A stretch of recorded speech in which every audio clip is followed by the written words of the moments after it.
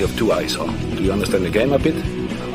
Yeah, have a look. I'm not saying anything to you in particular because I know you're not too accurate with your reporting. That's what you paid so you're for. Saying I should resign. So you're saying I should resign? I think that's you should, your opinion. Is that right? That's my opinion. Fine. Are you going to resign then? No, of course I'm not going to resign. I simplify things next time.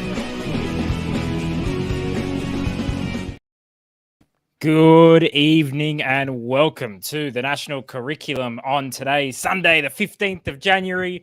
What a night to be talking football. I'm joined by Josh Parish. Josh, how are you?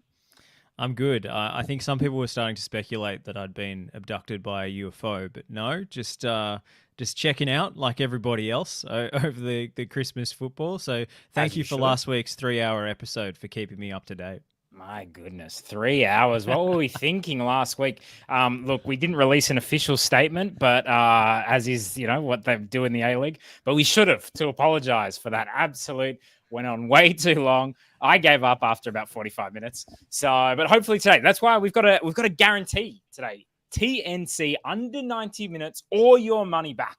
All right. Now, you might have noticed you're paying absolutely nothing for this pod because it is free on every single platform out there. But we will return that absolutely nothing if we're not under 90 minutes. So, let's get into it. Big show coming up. We got, Wanderers v City, Macarthur v Mariners. Joey's going to join us from Ballarat. He was there for the Western United Jets game. We'll talk about Adelaide Victory. We'll talk about the Victory Sanctions, the fan statements. Ben Smith's going to join a bit later from Perth. He can talk to us about, the lights going out at Perth, the 2-2 draw. And we'll get to, whatever great comments come flying in. Already people are making fun of us for being late. Run them memes, heritage. Look, we make a guarantee about time, a guarantee that we probably don't stick to. But we don't guarantee starting on time. So good to see Joey already coming in via Facebook late. Tim Scott says, the longer the better. I'd kill for another 3-hour episode. Don't kill. Don't listen to the voices, Tim. Should we have like an OnlyFans version where we go and then like the post-show chat, which goes for another hour and a half, is on OnlyFans? Speaking of OnlyFans, you should have seen what Nick Stoll was wearing when I logged onto this StreamYard call. It's true. I wasn't wearing this beautiful Deportivo La Coruña jersey that I'm wearing right now, which, by the way, have you noticed, right? So they advertise beer, but how do they get away with advertising beer? They're advertising their non-alcoholic beer. That's how they do it. So, by the way, but Estrella Galicia, the beer, massive writing, front and center of the shirt. 0.0 alcohol, which you can't quite see. They put it in faint writing. Very, very smart move from the marketing department. Should we get into it? People in the comments. I want to draw attention to this comment first from Three Happy Carrots. Just while people were killing time while they were waiting for us to come on air, before they arrive, I've been reading Hitchhiker's Guide to the Galaxy. Has anyone read it? Have I read Hitchhiker's Guide to the Galaxy? Three Happy Carrots. And not only have I read it, I've dressed up as the main character to a dress-up party. It's the excuse I used to wear my pajamas and a dressing gown to a dress-up party was that I was being Arthur Dent. So what a book. If you're a real fan, you rate the radio plays, the original BBC radio plays above the books, and then like way, way, way, way down in the shit tier is the movie adaptation, which is just ugh. Well, I watched 20 minutes of the movie adaptation and was like, what the hell is this? And bailed out on it. So I never read the books and definitely never heard the radio plays back in the day. They're all on YouTube. They're free. Oh, check it out. Much like this. It's like a podcast, but they're doing all the voices. All right. After this, after you listen to this 90 minutes of content that we're going to give you, go check out those radio plays. But Josh, let me ask you, is there a lesson that can be drawn from Hitchhiker's Guide to the Galaxy for Australian football? Is there anything that we can take away from that kind of incredible canon of content that they've made? Well, I think the overarching message is the one inscribed on the cover of the Hitchhiker's Guide to the Galaxy, which is, a galactic encyclopedia, a repository of all knowledge. It is inferior to the much more accurate Encyclopedia Galactica, but it's more popular for two reasons. One, it's slightly cheaper. And two, it has the words "Don't Panic" engraved in large friendly letters on the cover. So I guess "Don't Panic" is the message. Good, plenty of centre backs could take that. Stephen Paletti Makes a good point. I missed the start because it was not on the ESPN YouTube. Yes, what I've done accidentally is I have put it on the TNC YouTube. That's a mistake. That's why our viewers are a little low. So what I'm going to try and do is see if I can add in the ESPN. No, need to stream to more than 3 destinations. Consider upgrading your plan. I don't think I'll be doing that live on the show tonight. Josh, you might have to pad a little bit. Everyone who's watching on the TNC YouTube, I might have to kick you off. How do I take us off Twitter? What do you think? Where do you think this is true heritage? I mean, look, we're on Facebook right now. We're on TNC YouTube, which is wrong. We're on ESPN Facebook, and we're on TNC Twitter. Which one do we get rid of? Kill the Twitter. Get people to jump on YouTube. We want to see those comments. All right. So come on, Stoll. Come on, Stoll. This is real Twitter. TNC heritage. This is, you know what's bad as well? I've promised that we would go on would be under 90 minutes. The first 6 minutes at least has been Hitchhiker's Guide to the Galaxy and me trying to make sure that we go on to the right platforms. So let's have a look. Let's see if this works. All right. Hopefully you might be seeing us on multiple YouTube platforms. I don't know. Actually, if you wouldn't mind migrating over to ESPN if you're watching on TNC, just pump those numbers up for our Disney paymasters. Got to please Mickey Mouse. Mickey Mouse is very desperate to get the average 300 viewers that we bring him each week. All right. Well, look, let us know if we are on ESPN YouTube because there's no way for us to check it mid-show. Look, after that absolute disaster of a start, let's talk about... Look, I'm wearing a Spanish football jersey, and there's a big question that always happens in Spanish football, which is, A-Liga. Do we have league? And that was the big question today. When the Wanderers were 1-0 up against Melbourne City, I thought to myself, we have league. This is it. It wasn't pretty. I believe the Wanderers had one shot in the first half, which they scored from. Beautiful goal from Brendan Borrello. And very nice assist from Remy Nadjarine. And I believe Melbourne City had about 15 at halftime. Towards the end, it was something like 30 shots to 3 or something outrageous. They managed to hold on to a 1-1 draw. So I have to ask, do we have league, Josh? I mean, we have a little bit of league. We've got like you know who will be having a lot of league soon is Graham Arnold, but we'll get into that later.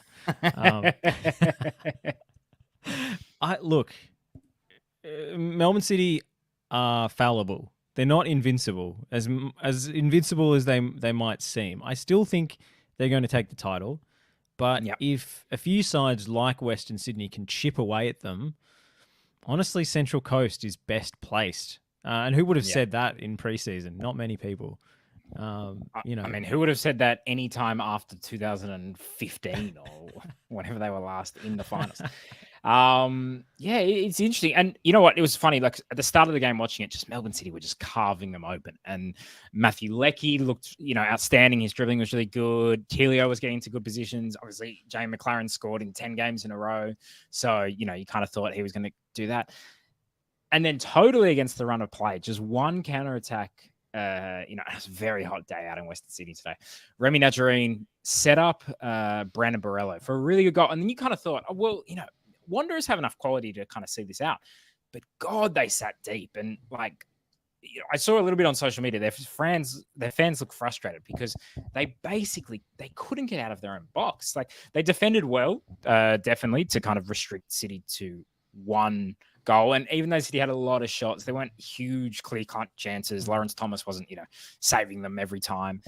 They defended well on the edge of the box, but do you expect a little bit more from the Wanderers when you have someone like Neuenhoff in that midfield? And, this isn't Real Madrid or Barcelona going to a tiny team with 1/15 of the budget. It's a salary cap league. The first team and the third team should be a little bit more even place, especially if Wanderers at home.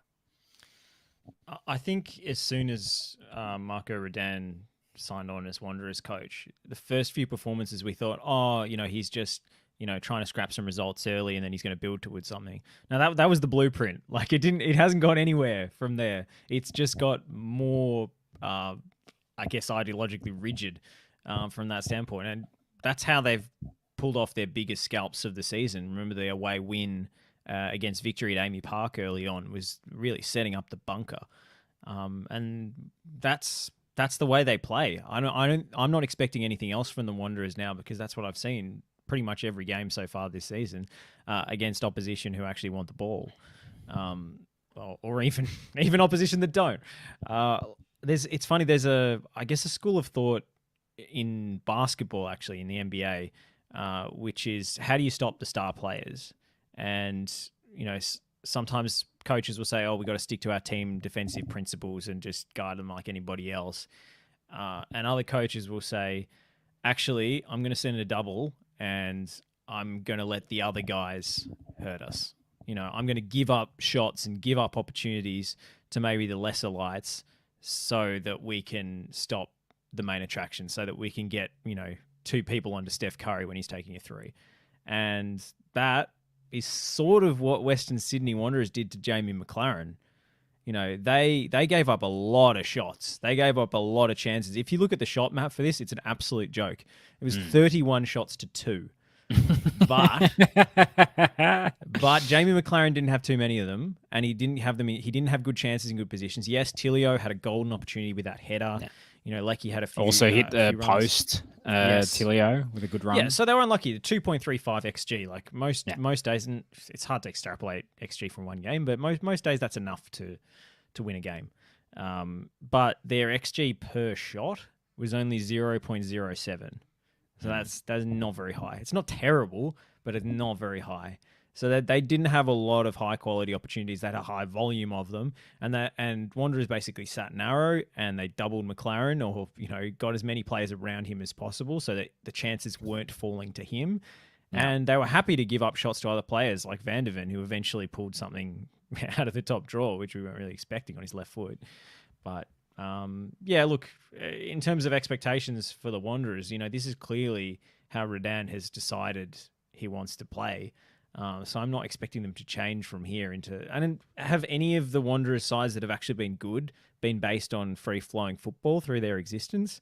I mean, the Tony Popovich team in season 1 was one of the most unattractive sides to watch ever. It was just compelling because they were new team, amazing fan base, awesome atmosphere, and they were comprised of a whole bunch of like offcuts from other teams, so you weren't expecting them to make the title challenge that they did.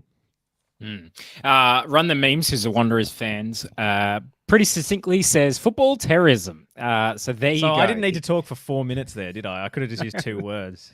The thing is interesting about like that, and from the Wanderers fans thing is like, and this always comes back to my fundamental thing with the A-League, and it's something that you said on this pod, and I always think about it is, does this game matter, and also are the fans having a good time? Now, this game definitely mattered because, we were saying it could have brought us league. At 1-0, it brought us into a 3-horse race for the league, and that was very exciting, and I was really getting into it at that stage. But, I do wonder today, like, the Wanderers fans, they went out there in 32-degree heat. They watched their team get absolutely battered for 90 minutes. They didn't get that elation of holding on to a 1-0 win against the league leaders and really kind of like, we stole one against you. They have this kind of 1-1 draw. And I just wonder for the health of the, for the team, for the game, do the Wanderers need to be more expansive? And when would they even get more results? Because there was a stage where even at 1-0, when they were 1-0 up, they were sitting so deep so early in the game that you thought, this is a lot to sustain for 70 minutes, 60 minutes, 50 minutes. And then, of course, you think about what City can bring off the bench. Naboo came off the bench. Berenguer came off the bench. So they had a lot of quality as well, that even if they were able to keep out McLaren and Tilio and Lecky, there was reinforcements coming. So I do wonder of that approach from the Wanderers. Wanderers fans, let us know. 3 Happy Carrots says, Wanderers seem much better when Yengi's playing. Yeah, it's a decent shout.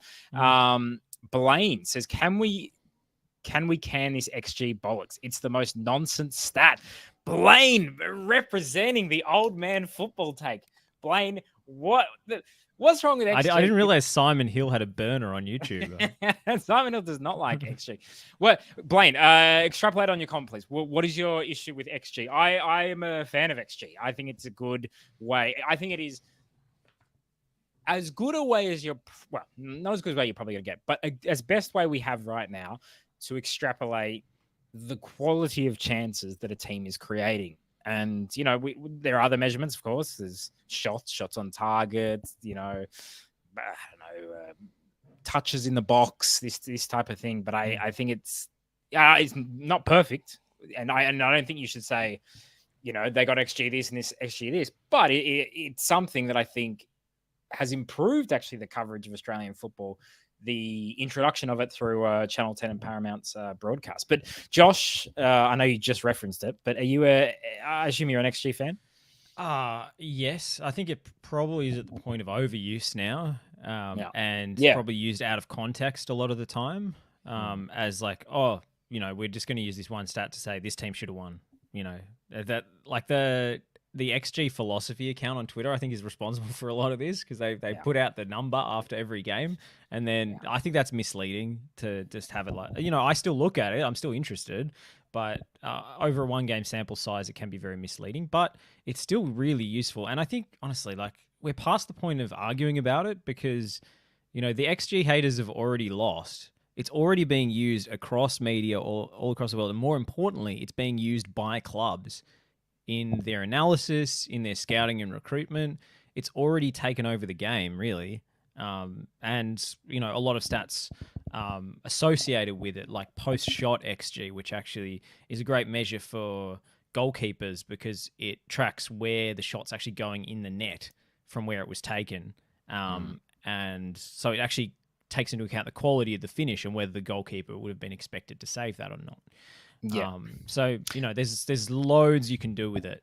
And also, like, expected assists is really interesting as well, because assists is an incredibly misleading stat, because as Garang Quoll found out for Hearts the other day, you're very much reliant upon your teammates' finishing ability when you tee them up for something. So 100%. Garang Quoll has something like, 0.72 expected assists for Hearts now in his brief cameo.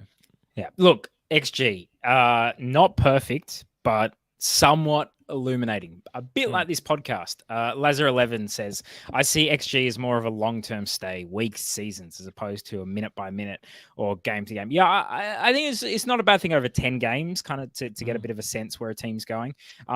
Lewis F45-1 or 451, I'm not sure how you want to do that. He says it should be called quality of shot instead of expected goals.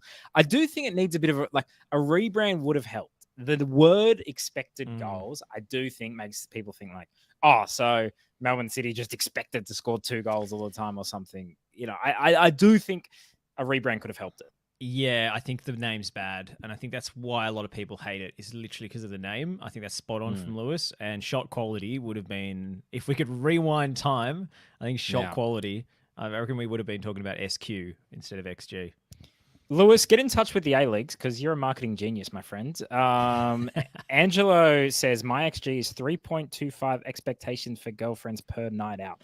Don't know what that means, Angelo, but good luck in finding a date. Let Nick Stabano know. That's very high. 3.25 girlfriends per night is a lot of texting, I would say. I don't think anyone wants that. Well, that's a huge headache.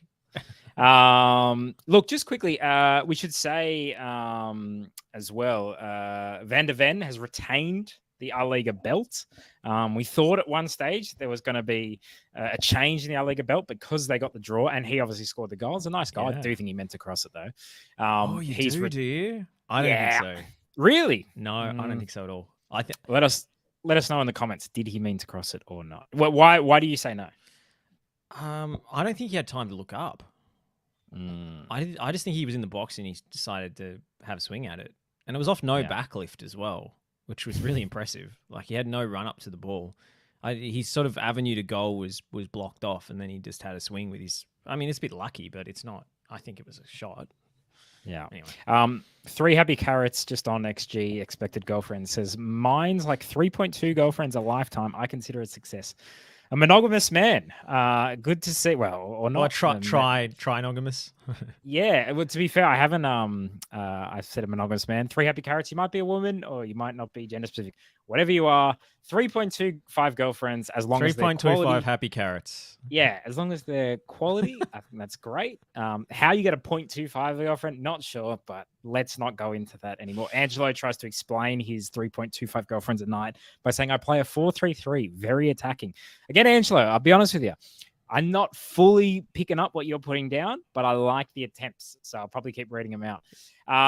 He follows the Dutch style, he's the national curriculum, if you will, if you'll allow me. Jamie McLaren, the 10 game run of him scoring comes to an end. He's one of the most successful strikers in Australian football. He's kind of, in the Socceroos, maybe not starting 11, but he's in there. I'll just say this. He doesn't move me. And I know that, it's harsh. Like he's an amazing striker. He clearly scores lots of goals. I don't really get excited to watch Jamie McLaren play football. Is that wrong, Josh? Am I missing out on what is a wonderful player? Because the stats are there, but I just, he could have scored 15 games in a row. I don't think it would have, got my heart racing. I agree. He doesn't set my pulse racing either. Partially it's because he's he's not very involved in the game. You kind of forget he's there, and then he scores, and you go, of course, Jamie McLaren scored. I think part and of they're not spectacular goals. They're not penalties, they're generally. He tap-ins. very rarely scores from outside the box. I think he's only scored one goal from outside the box in 3 seasons or something. Ridiculous, maybe 2. Look, if you compare him to the other great strikers of the A-League era, who is there, like Besart Berisha, one way or another, Besart Berisha made you feel things. Just because of his fiery personality on the field, and he was always involved in some way, shape, or form, whether it was turning defenders and doing brilliant things, or whether it was screaming at his teammates or the referee, or diving or getting sent off, or he was always present. He was always a character, a protagonist, as the Spanish might say. Archie Thompson, I think, had his certain charisma in the way he played. He was also more likely to drift out wide or run with the ball. He had a bit of a dribble on him. Yeah, definitely. I mean, he played as a winger for a lot of his time at Melbourne Victory, or at least like a roaming forward as part of a front two with Allsop. So, yeah, I think McLaren, in contrast, is so limited in what he does. He's so good at it, but also part of it is because he plays for Melbourne City, which, partially that it's a smaller fan base than some of the biggest in the A-League. They're not up there in terms of crowds and devoted followings, but also it kind of feels like the default outcome when Melbourne City win a championship, just because of the huge structural advantage they have as part of the CFG. So it seems like a fait accompli when he scores, because it's like he's part of the machine. That's how I feel about it. It just feels a little bit soulless, and that's not fair, because he was awesome at Brisbane Roar before he left and went to Europe. But that's how it feels. You know what? I'd say a great A-League player, but not a great A-League entertainer. And there are some players out there who aren't great A-League players, but are great entertainers. And probably coaches hate those players, especially because the media pumps them up. And coaches probably love Jamie McLaren because he's so consistent, so reliable, gets in the right areas. I will say he's a better media talent than he used to be. He's getting better at sort of coining a quote. And he stirs the pot occasionally now and then, which I like. He's a bit less uptight in those settings, which that does help if you can cultivate a little bit more of an off-field personality. But this record, like 10 games in a row, is absolutely ridiculous. It reminds me of when Jamie Vardy went on a similar run in the Premier League. I think he broke the record against Manchester United, if I remember correctly. Yeah, and he's sort of a slightly similar player to Vardy. I'd say, similar type of player. Let us know. Does Jamie McLaren move you? Is there some beauty in his game that we're not seeing? Let us know in the comments.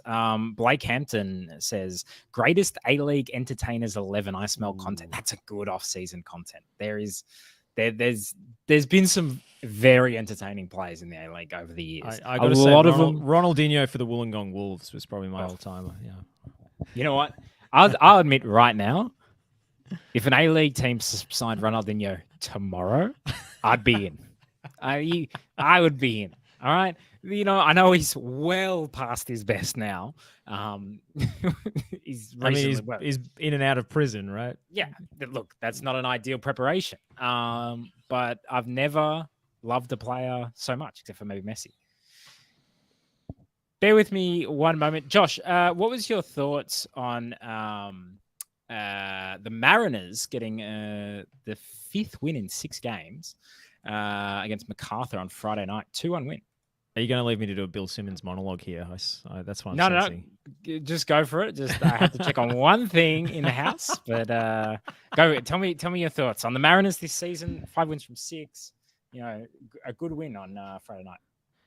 I mean, the more I watch the Mariners play, the more I feel that Nick Montgomery, not now, but down the track, is a legitimate Socceroos coach in the future.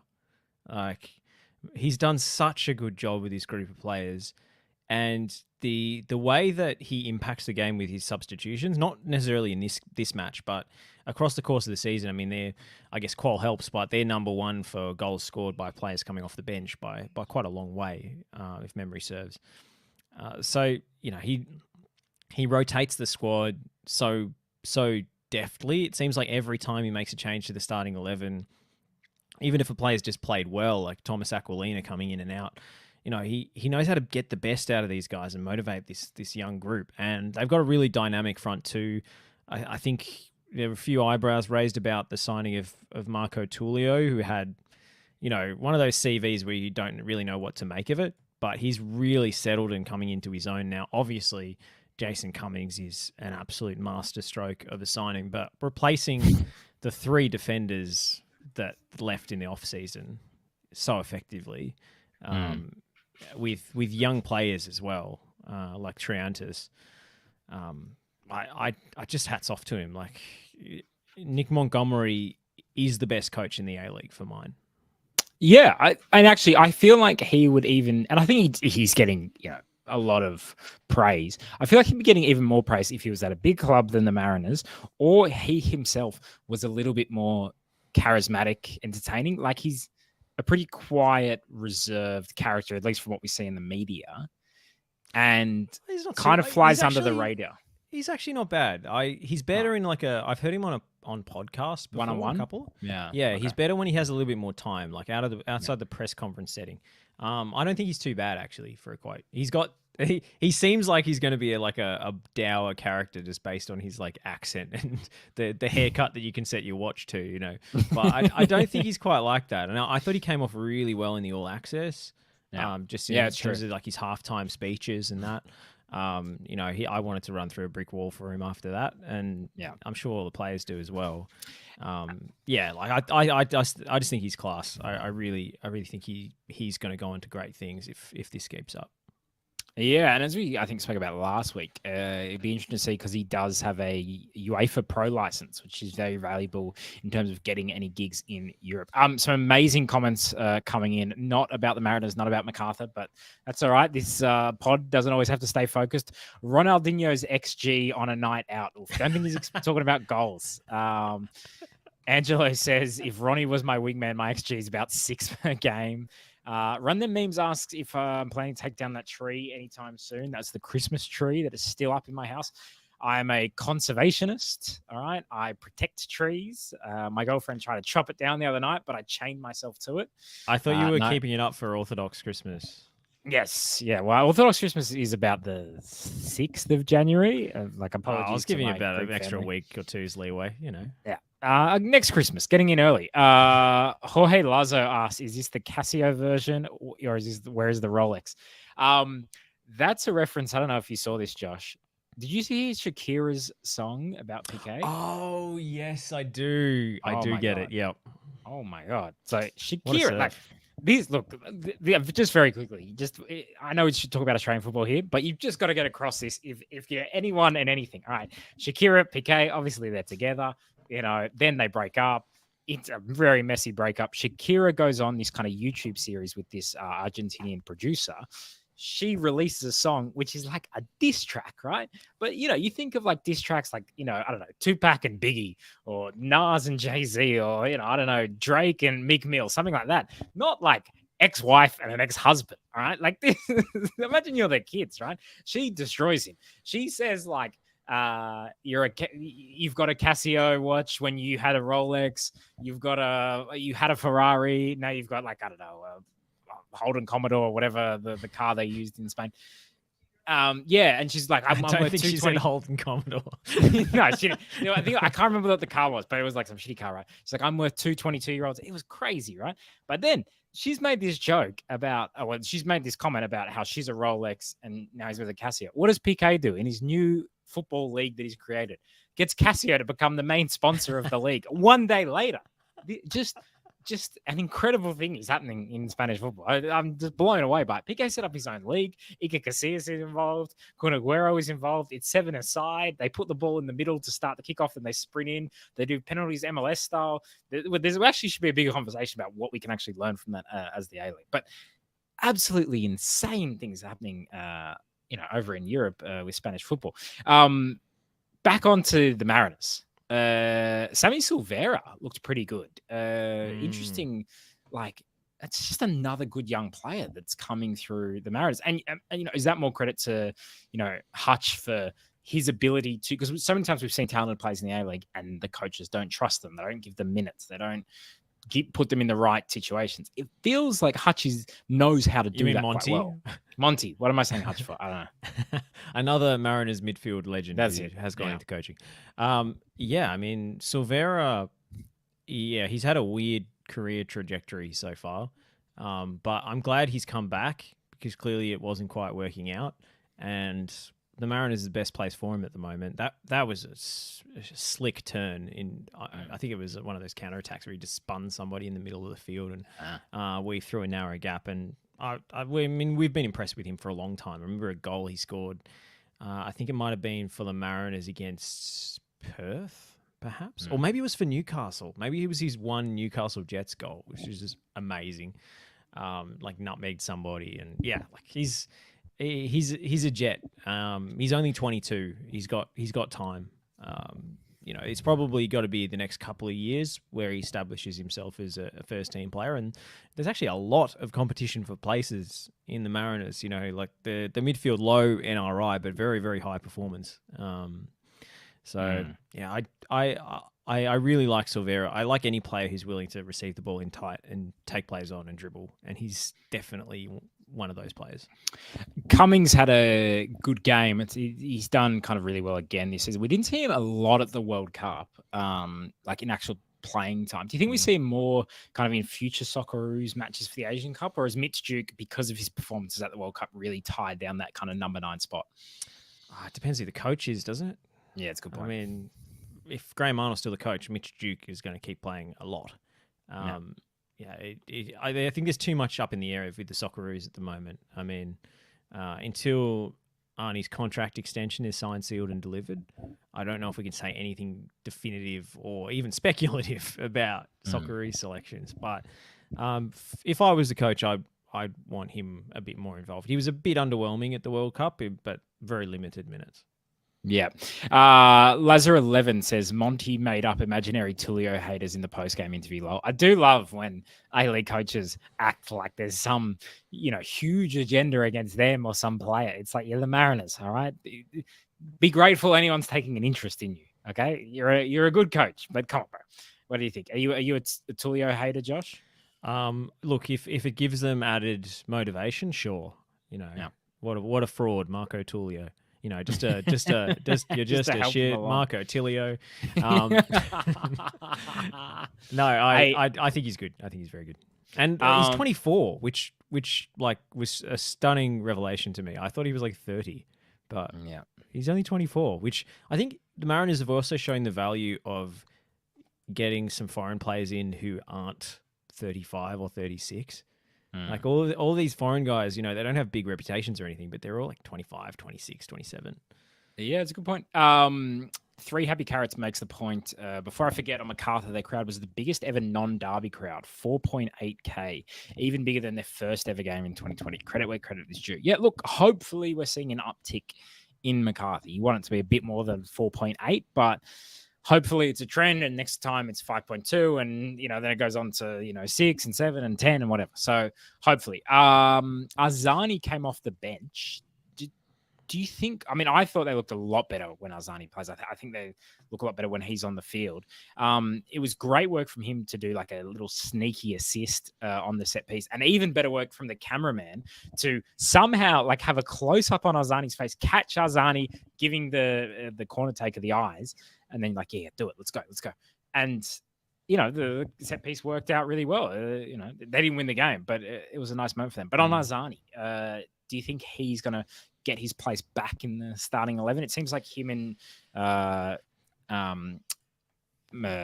Drew or Toure. So yeah, Toure is holding that spot.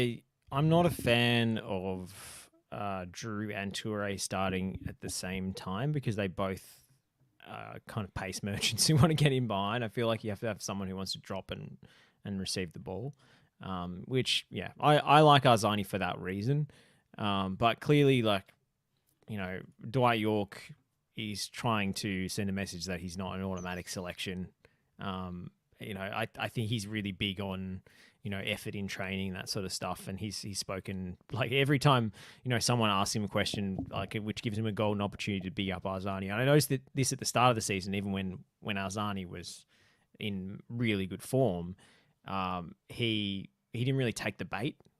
I thought that was interesting. Interesting sort of subtle negging for Arzani because he's just like, oh, well, his defensive work rate isn't that good or whatever. And I hate it when people on Twitter say that, but when it's his coach, I think it's a bit more valid. So, yeah, I'm not sure when we're going to see him back in the starting lineup because you obviously got Craig Noon in that wide position as well. But I think the team is better with him on the pitch. All right, let's now cross live to Ballarat, where our correspondent Joey Lynch is standing by. Joey, you've been in Ballarat today. Can you confirm the copycat went to school and got a smack? Oh God, that's a nursery rhyme, isn't it? I didn't see any children being beaten while I was in Ballarat, I'm afraid, Nick Stoll. So I cannot tell you whether any mimicry here in Ballarat has been met with corporal punishment.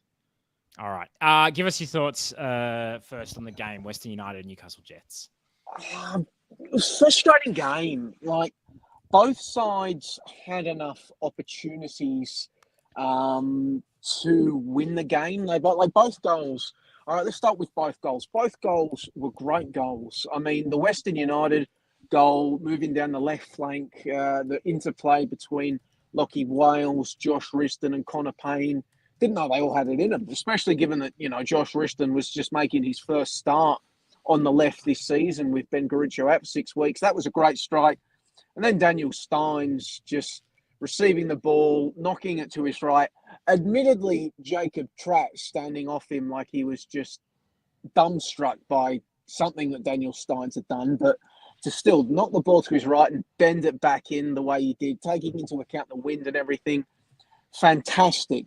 But from then on, both sides had they were creating chances, they were creating half chances. In the case of Daniel Steins' cross late on to Trent Bahagia, they were creating glorious chances, but just they couldn't convert. They didn't have that final touch. And in the end, it was a bit frustrating watching that because I was thinking these sides are going all right, but they can be doing a lot better than this in the final third. So I ended up frustrated watching it. Angelo asks, wow, is that the new James Bond? 3 Happy Carrots says, in it, can't take the British out of Joey. Then there's some, are you Bon Jovi? Alan Riley has some advice. He says, Joey, get off the phone while you're driving. I'm parked. Yeah, exactly. Come on, Alan. It's all. I'll tell you what I'm doing. I've parked here. I'm in the car park. I'm going to talk shit for a little bit, and then I'm going to disappear from video because I'm going to go in and get myself a burger, and then I'm going to come back out and I'm going to turn off the camera and just do hands-free on the drive back. There you go. Is that Mark Milligan's burger joint there, Joey?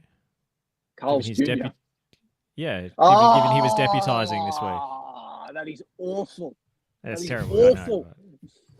Hey, Joey, as you said, amazing goal from Steins. Is there any kind of signs that he's going to kick on now? We've been excited by him before, but is he going to get an extended run of games? Do you think the team can we hope to see more from him?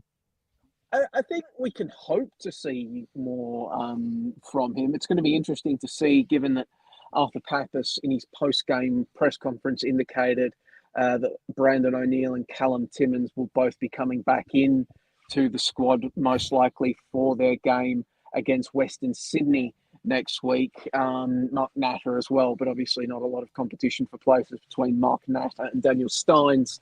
But I saw enough today, certainly, especially in that opening half, where I'm just thinking you do want to give him an extended run. Of course, wasn't as electric and active in the second stanza, I didn't think, but he also put the ball on a platter for Trent Bahasha. So, what a miss.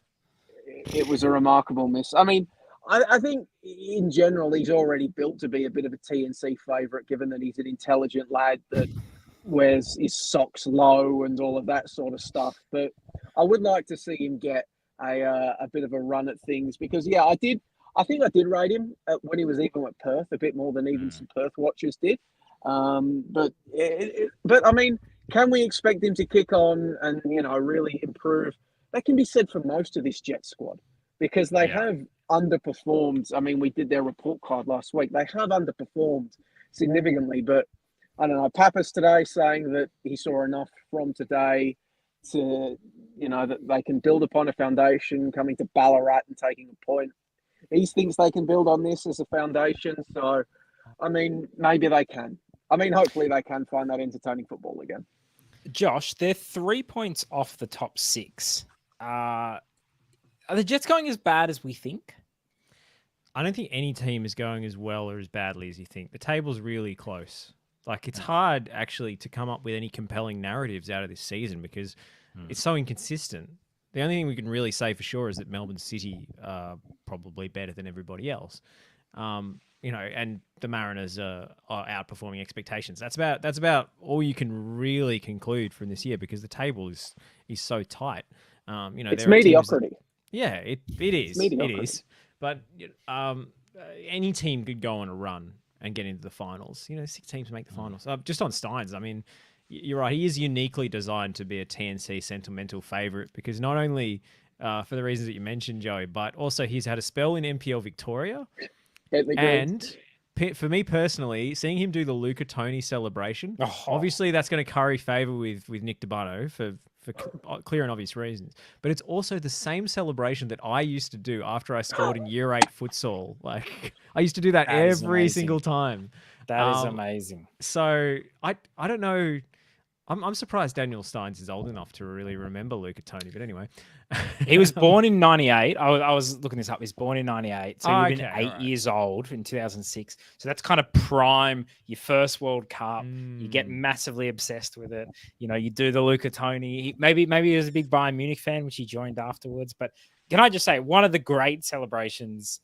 So well done to Daniel Steins for bringing that back into. I think more A-League players should either establish their own celebration or, with the greatest respect, if you're not going to score regularly enough, do impersonations of famous celebrations back in the day, tribute acts to goal celebrations. Joey? Well, I mean, just on that, I would love to see somebody needs to do the Peter Crouch robot. Somebody needs to just adopt the classic, just the Alan Shearer, the runoff. Yeah. But I've got to be thinking, which A-League players do have signature celebrations? There's Brandon Borrello does it well, active.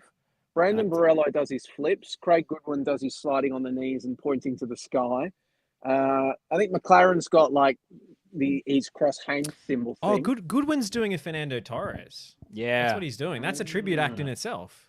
Oh, there you go. That's why he's going so well. So a tribute to Liverpool Torres, not Chelsea Torres. Well, Atletico Madrid Torres, I would think. But who else has a signature celebration? I don't know. Let us know in the comments if anyone that you can think of has an active player has a celebration. Hey, Joey, Prijovic, he got injured during the game. Is there any word on kind of how serious that injury is? Word is that it's a shoulder injury. So he actually came into the game complaining about his shoulder, and then he aggravated it just past the hour mark, and they brought him off. So not a lot of definitive word about the nature of the shoulder injury. However, Aloisi was talking about maybe we'll get scans, we'll see how it pulls up. But they've got a trip to Hobart next week. They're hosting Sydney FC. From what Aloisi was saying, now, of course, we know coaches lie. One of the biggest problems is that a lot of coaches don't lie very well. But in this case, Aloisi didn't sound too distraught about what had happened to Priyovic's shoulder. So even if he does miss the game, I'm not expecting this to be a catastrophic shoulder reco, Wayne Carey taping up the shoulders type area. Oh man, when way back in the day when I was a kid in Melbourne, in AFL, we used to tape up our shoulder just to look like Wayne Carey. Who, it should be said, hopefully that was the only way. Hopefully that was the only way you tried to replicate Wayne Carey. Well, it was 1999, and the stories hadn't yet come out. Wayne Carey, a terrible human being. Let it be put on the record. As people have pointed out in the comments, Cummings has a celebration. It's the Joker of the hand, which is very cool.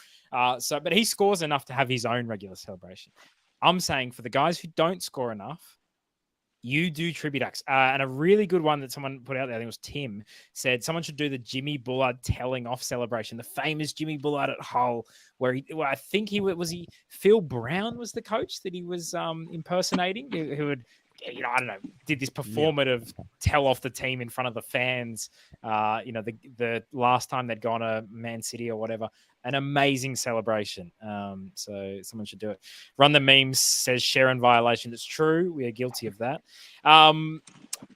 Look, let's move on from Western United versus Newcastle Jets, and let's talk about Adelaide, Melbourne Victory. So here's a question I just wanted to propose to you. The first goal that Adelaide score, it's an amazing run from Ben Haller. And, well finished off by Craig Goodwin, and Craig Goodwin gets all the plaudits. Is Ben Halloran the most underrated player in the A-League? Josh? Well, not by us. I mean, No. Ante bigged him up for years, and ever since this podcast started, he's probably the longest running meme on this podcast is Comrade Ben Halloran. Like, that's from the before times. But yeah, he doesn't get a lot of spotlight. He doesn't get Socceroos speculation. No, never. He doesn't get Johnny Warren medal speculation. He doesn't even get, obviously the best player on Adelaide, because that's Craig Goodwin. But consistently, he massively improves that team. Consistently, I'm excited to see him play. Consistently, he does things in games where I'm like, you are a class above a lot of, not all of the players in the A-League, but a lot of players in the A-League. Yeah. And I don't think Adelaide are under any illusions as to how important he is. I think probably in Adelaide, he's rated a lot higher. I know there was a fanfare that greeted his contract extension when he decided to come back from worst career. That was a magnificent run, but I will say that the Melbourne Victory defending on that goal was pretty statuesque. Like, I don't want to ruin it, but they didn't put in a convincing challenge that he really had to skip past. He looked effortless because it was pretty effortless. Awesome finish from Goodwin as well on his right foot. It wasn't until I saw like the reverse angle from behind the goal that I realized just how far in the top corner that actually went. It was an awesome finish. It was just the quality of the goals this weekend was really, really high, I thought. I mean, there's so many stunning goals. We'll talk about the D'Agostino goal in a minute, I imagine, but we mentioned Steins, Lockie Wales with a fantastic hit for Western United. There's Borello's so much counter-attack goal. Yeah. Van der Ven. If he meant it, it's an amazing goal.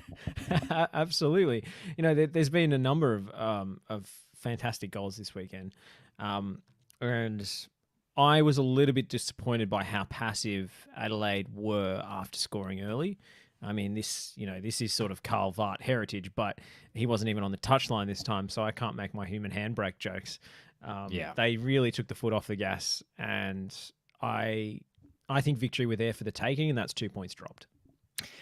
Blake Hampton also ports out Joe Lolly's goal was amazing. We will get to that later in the thing. So a really good weekend for goals. Alan Riley, just on the Halloran thing, says that Halloran to Goodwin combo is absolute cash money. It's probably one of the best combinations in the A-League, actually, in terms of the quality of players.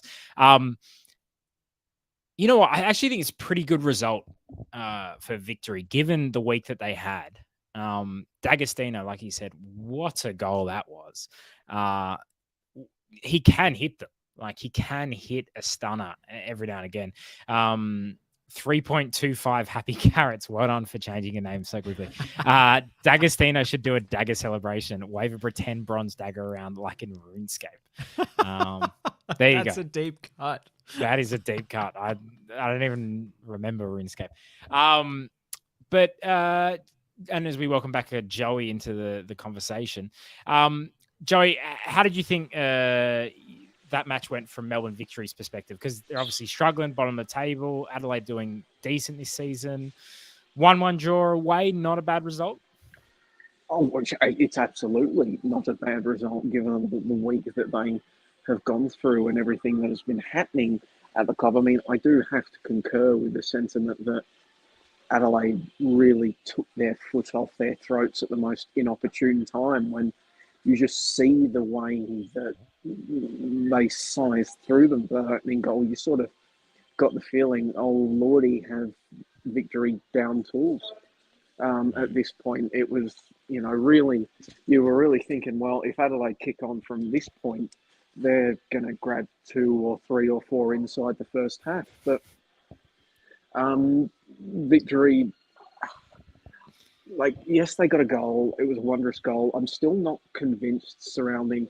I mean, Victory's biggest problem this season hasn't actually been taking shots. They're actually pretty high up in the league standings for shots taken, shots on target. They just don't create high opportunity shots. Like, they're often getting blocked away, and even when they do get high quality chances, they're really poor at taking them. And so they didn't create a lot of really good chances. And I mean, if you want to try to make Dagger's goal a replicable one that you're going to do week in and week out, good luck with that. But I get the feeling that this week, the fact that they didn't lose, the fact that this was the last game they'll have to do without any form of away fans in the stands, albeit away fans in the future won't be able to congregate together, but they'll still be there. I think you can't look a gift horse in the mouth at the moment, and you've got to say the point almost as good as it probably could have been, especially after that early goal. We often joke here on TNC that we are in fact a food podcast. But then we think, we should talk less about food and more about Australian football, because that's what the people want. Well, it turns out, according to the comment section, that is not what the people want, because all they care about is how's the tomato in the burger. That's from Yee. Tim Scott, I hope Joey shows the burger. Carrots, how's the lettuce in the burger? Tim Scott again, Joey better show us the burger. Run them memes. It'll be something disappointing like a veggie burger. He said, can I have half a burger, please? Half. Did Joey say thank you when he got his burger, Torres? So Joey, take us through the burger, please. It's the unboxing, or should I say the unbagging? You need to unmute yourself. I will unmute. You've got to let me get to my car. And then I will take it. It is a superstar with cheese. Okay, great. Don't know what that means. Maybe Ben Halloran can rebrand himself as a superstar with cheese. But I think actually Jamie McLaren's the superstar with cheese, because he's just scoring tap-ins all the time. All right, we'll let Joey get to his car, get settled in, unveil his burger, so you incredibly weird people can watch him eat it and watch him dissect it. This is actually one of those Korean food channels where we just watch people just gorge themselves. Actually, I would sign up for that. Maybe the views are going to go through the roof. We should, just before we pivot onto Victory Sanctions, which we will get to, I want to say Jay Barnett. There's a name I haven't heard for a while, popping up off the bench. I genuinely totally forgot that he even played for Victory. I remember when he was kind of regularly playing for Victory in one of their worst seasons ever. And I just kind of totally forgot about him. It made me think of Gianluca Iannucci, who I believe is at Green Gully now. Is that correct, Josh? That's the one. How did he go at Green Gully? Because he was always someone in his very brief cameos that I thought was, oh, this guy's a good player. He's been good for Green Gully. He scored an awesome goal in the Australia Cup. People might remember, and they made the national stages. He's been really eye catching. Sometimes because NPL Victoria is like such a physical league, sometimes he gets sort of kicked out of games at times because the refereeing is quite liberal, I would say. Which is one of the reasons we like it. But when he's able to get on the ball and create, he's one of the best wingers in the competition. In terms of Jay Barnett, I've watched him in NPL 3, and he doesn't really stand out even at that level. Wow. I know that's a horrible We've said thing some to say. harsh things in this pod. I know that's mean. He does not stand out. It's in my NPL honest 3. opinion. Yeah, you got to say it. It's my honest opinion. I've watched so many other players in that Victory setup at that level of football, and if I didn't know who Jay Barnett was from his first team appearances, I would not have. He's not the guy I would have picked out and said, "Oh, he has to be elevated to the senior team." Yeah. All right. Interesting. Because I was surprised to see him. All right, let's give the people what they want. Joey Lynch, let's make you full screen. Joey, describe the chips for us. Describe the burger for us. Describe the. This is not a sponsored segment, by the way. No. If Coles Jr. want to sponsor us, feel free. All right, the chips. Very if nice. Carl's Jr. wants to sponsor us, make better burgers. Chips, very nice, very chunky, lots of salt like those. All right, the burger, the superstar with cheese. It's huge. Okay. The size of my head. It's a big head. I do have a big head, Nick Stoll. Right. Hey, we know that. Yes, there is the burger. We have 2 patties. Please comment if you're actually interested in this. I cannot actually believe that this is what I'm doing. You seem to be, so just make sure. Hey, this is viral TikTok content, Stoll. Don't underestimate this. Blokes reviewing burgers in their cars is a massive part of internet subculture now. I mean, the main event is here. There's thoughts on the quality of the tomato slice. Oh, that's a top slice. Yeah, that's not even a proper tomato slice. That is a rip-off. Yeah, Carl's Jr., explain yourself. No, hold on. I like the top of the tomato. Nah, oh my goodness. Get out of town. The arsehole of the tomato. It doesn't have the seeds. You want the seeds. That's where all the flavor is. Did you not see the... I like the skin. I like the skin. Sometimes, actually, with the tomatoes, you should blanch them, which is a process to take off the skin so you can enjoy it without the skin. What? I like tomato skin. Tomato skin is nice. All right. Angelo's asking, is there egg in it? That's like the end slice. Do you like the end slices in a loaf of bread, Joey? Yeah. No way. Yeah. Joey, I do not understand your tongue. There's something wrong with your tongue. Tim Scott says, amazing. Carrot says, don't stop Joey. Daniel says, the tomato looks so sad. I agree, Daniel. Why? Look, Daniel says Carl's Jr. in the mud. There's an incredible amount of comments. Tim, it tastes good. Tastes good. What would you give it out of 10? 1 sec. He needs a second bite. We need some dramatic music underneath him here.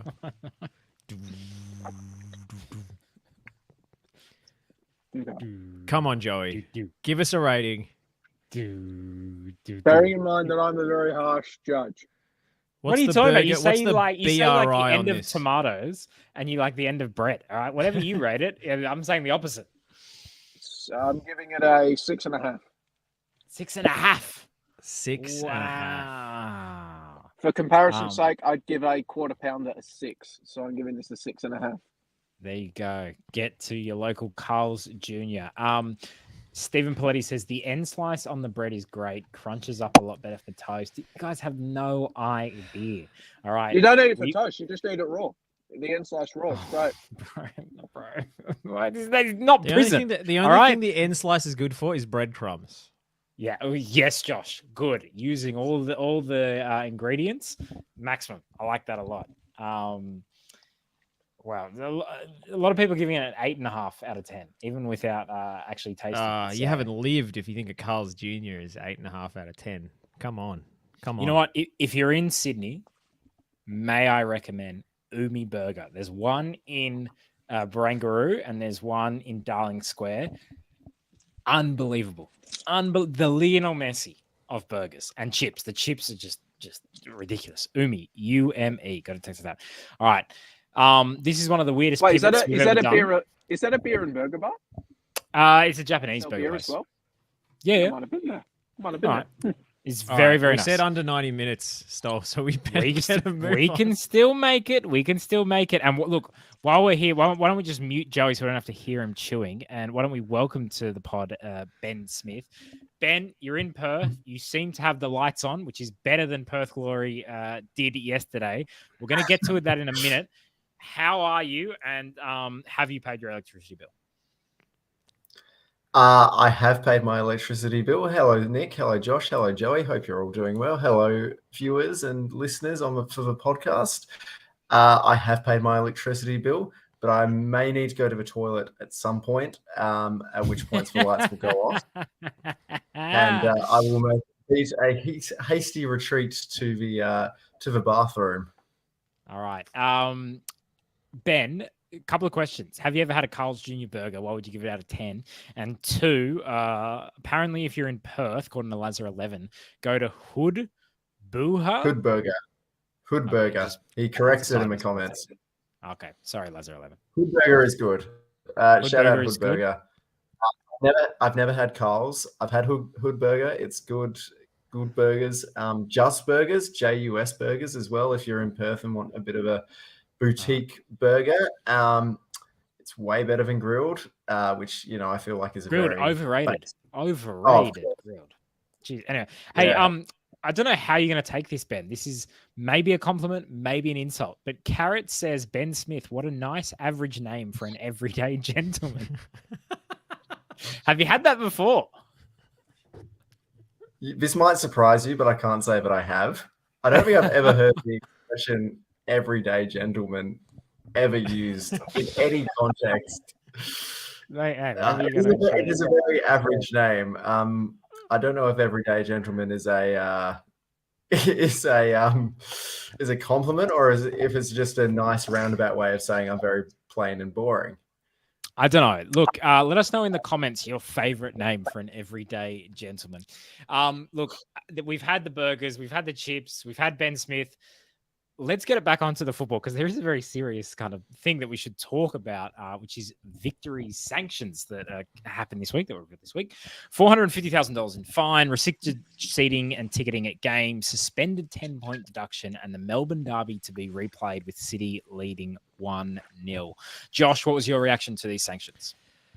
Look, my instant impulse was to get the opinion of people kind of outside the tent in Australian football, outside of the, the bubble, the soccer Twitter bubble that we live in. And the opinions I got from most of those people were, how on earth did they not get a points deduction? And honestly, if Victory are going to keep going the way they are this season, they've got very little hope of making finals anyway. So I don't really understand why Football Australia didn't slap them with a points deduction this season, in addition to the suspended sentence, just to make the point. I think it's a little bit soft. Yes, the financial impact is pretty huge. I think the active support restrictions are pretty much what we expected, but I think Victory have got off pretty lightly here. Joey, what was your kind of takeaway from the sanctions? Well, I think the financial penalties were probably the fine itself. I thought they'd get fined more, but then you actually read through the document and you realize, there's actually, you've written it there as $450,000 in fines, Nick Stoll. If you read through the actual release, it's like $150,000 fine. And then they got to pay $100,000 to these people to do this. And there's all up, it's $450,000 in fines and reimbursements. And then because of the lost revenue from the restrictions on seating and ticketing, it's another $100,000. So it's basically over $500,000 that has just in one fell swoop been blown out of Melbourne Victory's budget for a club already, as has been revealed from their accounts. A bit unfortunate for them that they're the only A-Leagues team that publicly have their accounts available, but that's the way the cookie crumbles. But I think the biggest point of contention for me also was the points deduction. And I don't have a problem. I've been thinking about this. In hindsight, I didn't have a problem with the points deduction being suspended rather than immediate. And I was a big fan of the fact that, based on my reading of it, it's not just a one-off suspended points deduction. It's you do something wrong between now and the end of the 2025-26 season, and it's 10 points each time. It's not just a one-off. I think that was a good idea. My problem when I was thinking about it was that it's an incredibly high bar to actually activate these suspended sanctions. The idea was, James Johnson said it in his press conferences, they had built the sanctions to hurt Victory. This is me paraphrasing. They built the sanctions to hurt Victory, not kill them. And it was around behavioural change and, trying to make sure that they self-police and they work towards improving behaviour. Understandable. But the bar for these suspended sanctions is just so high. There pretty much needs to be another pitch invasion or an assault of a player or official or a coach for these suspended penalties to be hit again, based on my reading. Of course, Football Australia, as the regulator, might clarify or they might increase the penalties whenever. That's their discretion. And also, one thing I really couldn't comprehend was that the suspended penalties can only be, James Johnson, in answer to my question, said that the suspended penalties were looking at the A-League men, as in, based on the answer that he gave, I don't think these suspended penalties will be activated for problems at NPL and A-League women's games. And if that's the case, I'm flabbergasted by that, given that 80-90% of the problems with Victory fans, as we have discussed on this pod previously, has come at NPL and A-League women's games. There was the Tegan Micah incident of fans throwing glass bottles at her during an A-League women's Melbourne derby. We had the Springvale White Eagles brawl earlier this year, numerous incidents in the NPL. The individual that threw the bucket at Tom Glover previously served a 5-year ban for being part of a group that attacked South Melbourne fans in 2016. So there is evidence of a direct link between fans misbehaving at the NPL level and then bringing that to an A-Leagues level. So I was surprised to see that the suspended sanctions didn't cover all of that. We got a question coming in earlier on Twitter, contrasting the sanctions from Football Oz, Victory and Sydney United. Does a points deduction in the A-Liga have less meaning / relevance / penalty as there is no relegation? Ben, what's your kind of take on that? I think if Melbourne were to have a turnaround in fortunes and did end up making the top 6, I mean, let's just remember half the league gets into finals. Like, I still think that is, there's obviously still meaning in a points deduction. I know the relegation isn't a thing yet, but, there's still finals to play for. And given the even nature of this league, where it feels like any team is actually in the finals hunt after, 10 games or whatever it is we've had, I think a points deduction would have been, would have hit them where it hurt. And I also think that I'm still kind of just surprised that there was no points deduction coming. For me, it just seemed like a no-brainer. It felt like everyone expected a points deduction. And then at the end of the day, it was just like, this seemed like the one thing that everyone kind of knew was coming, and then it didn't happen. And like Joey said, it set quite a high bar for future incidents. Joey, your thoughts on this tweet? I think with the Sydney United, you comparing the Sydney United sanctions, it feels like there's been a bit of horses for courses.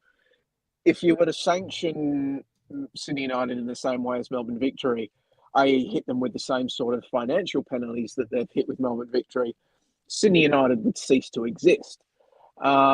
Sydney United had a $15,000 fine, I'm pretty sure, for their incidents. Now, there's the 30 points difference in terms of the points deductions that are hanging over the club's heads. But I think as a club administrator, you would rather have the points deductions hanging over your heads than what's the difference? 500. There's a $535,000 difference at minimum between the financial penalties between the two clubs.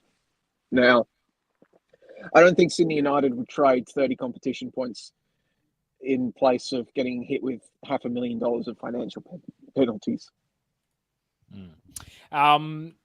Josh, there was a lot of kind of confusion about this idea to restart the derby against City, with City 1-0 up. There's a few comments made. Alan Riley said the limbs when Nanny scores a last-minute winner in the derby with a moon boot on and runs to celebrate with an empty North Terrace. Of course, Nanny started that game with his injury. He won't be able to say it. Tim Scott makes a point. I don't get why City didn't get a 3-0 win. Why do you think that was, and what's your take on that? I think it may be to appease the broadcasters because it is one of the A-League's marquee fixtures. I'll be watching. Don't forget that. I don't forget that even though the A-League is separate from Football Australia, Channel 10 hold the rights to Socceroos and Matildas games, so there is a relationship there. So you have to preserve that, and like I would say, like City probably deserved the 3-0 win based on what happened in most circumstances. You know, if that happened in like an NPL game or something, I'm sure that's what would occur. But you do have other commercial obligations, so it may have been just protecting themselves in that regard. I don't think it's the first time it's happened. I've seen games around the world replayed from certain points. I remember, I think it was when there was a goal scored in a Bundesliga game that didn't actually go in. Do you remember the Stefan Kiesling one where the header went through the side netting? I'm pretty sure they replayed that game from that minute mark when the goal went in. Well, the famous one that I remember was way back kind of in 2005 or something like that. Real Madrid played a game, and I think it was 1-1, and it was like the 83rd minute. Yeah, 83rd minute, so 7 minutes to go. I think they were playing Villarreal, and there was a bomb threat to the Bernabeu, and so they evacuated everyone. And then the next day, they all turned up to replay the last 7 minutes of the game, and it was hugely controversial because guess what? Real Madrid scored to win 2-1, and it was a crucial game in the title race. And there was all this talk about whether they had someone had called in the bomb threat to give Real Madrid a better chance, and da da da. So it's going to be a very kind of interesting just experiment to see how this actually plays out. Imagine if Victory win, this game that they disgraced, or at least that their fans disgraced. Very, very strange one. But yeah, I've got to be honest with you, I am keen to see how it all plays out. Basically, do they have to have the same players on the field if they're not injured, or can you can pick a new starting 11? That's I would imagine you can pick a new starting 11. Like, but when they restart play with a drop ball, do they start it from the exact position where the ball was when the game was suspended? And everyone has to be in the same place on the field that they were. Dario Vidicic expects it to restart with a goal kick to Tom Glover, because that's what it would have been prior to. That's what was about to happen before the pitch invasion. And you don't have to have the flair has to be back on the same part of the pitch. You don't and he has to throw it, but not into the crowd. You don't have to have the same players, I believe, because I think Stefan Molk was actually popping up on Twitter talking about how he had a game restarted in the J2 this past season, and about how they didn't have to have the same starting 11s for that one. All right. Well, another thing that was a little confusing this week was the statement from the active fans that came out. I'll read it out to you guys. On Wednesday evening this week, a collection of representatives from active supporter groups met with the APL executive to discuss our concerns and recent decisions. In the meeting, the APL heard directly from supporter representatives about how the decision to sell the grand finals impacted fans and proposals for measures in the future to ensure that supporters are recognised formally in the APL's decision-making processes. We can confirm that the APL has agreed to commit to the following action. 1, establishing a supporter committee by the end of the current A-League men's season 2022-2023 that will have a voice on future decisions made by the APL relating to fans. That's an odd one for me, by the way, just because I imagine pretty much every decision APL makes somewhat relates to the fans. So how that is defined is going to be interesting. APL confirmed that they are currently searching for an independent chair and independent director for the APL board. The APL has a provisional deadline for an appointment set by the end of 2023. Agreed to consult with supporters on future decisions regarding selling the grand finals, incorporating the feedback into the review of the current partnership towards its conclusion, and agree to meet periodically with the collective active supporter group representatives to discuss progress made regarding the above targets. Both parties have committed to working together collaboratively moving forward to ensure these targets are met.